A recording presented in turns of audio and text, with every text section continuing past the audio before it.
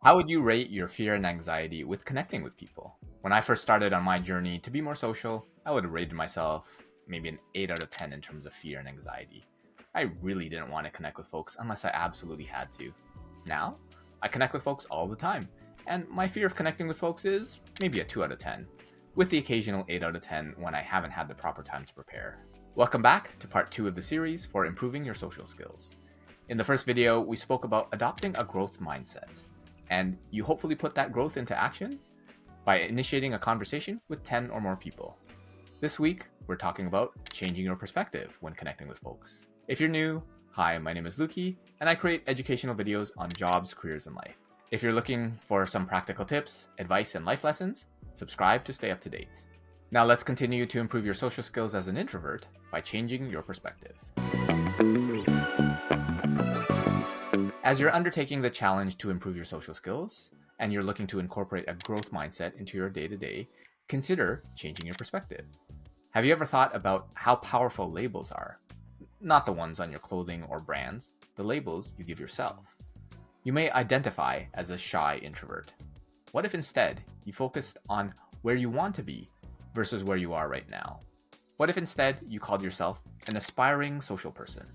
Aspiring because you're not there yet, but definitely on your way. Is that harder or more difficult to say and adopt? When you adopt that label, are your social skills better or worse? For most people, better. For our next challenge, the goal is to reconnect with your network. Think of someone that you know, but don't really know.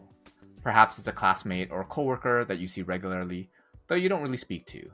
Could be a distant relative that you don't speak to that often. Or how about the neighbor that you see in the elevator of your apartment, or while taking out the garbage? How about the person in your pickup basketball session or book club that you've met a bunch of times but don't really know too much about? Or perhaps even all of them.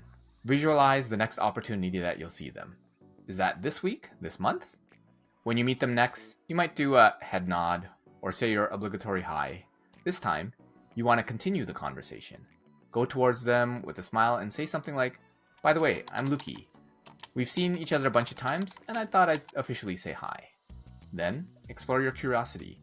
Perhaps provide an observation or a compliment. For your classmate or colleague, it could be something like, "I really like your bag. Where did you get it? Mine is from X, and I'm looking to get a new one."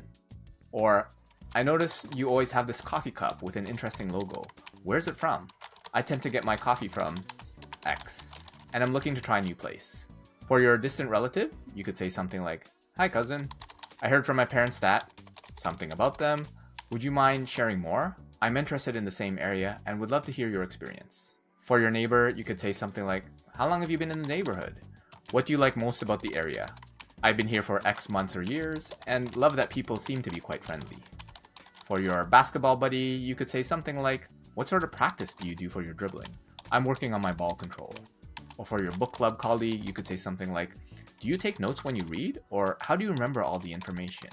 I find myself getting distracted from reading and have to sometimes reread a page multiple times."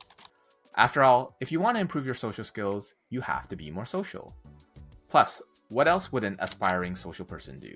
Plan when you'll showcase your new identity as an aspiring social person, and perhaps soon enough you can drop the aspiring part and perhaps even eventually say that you are a social person. Join me for the next video where we'll help you improve your social skills as an introvert by reflecting and learning. Plus, we'll have another challenge for you to grow yourself. And why not check out this video next?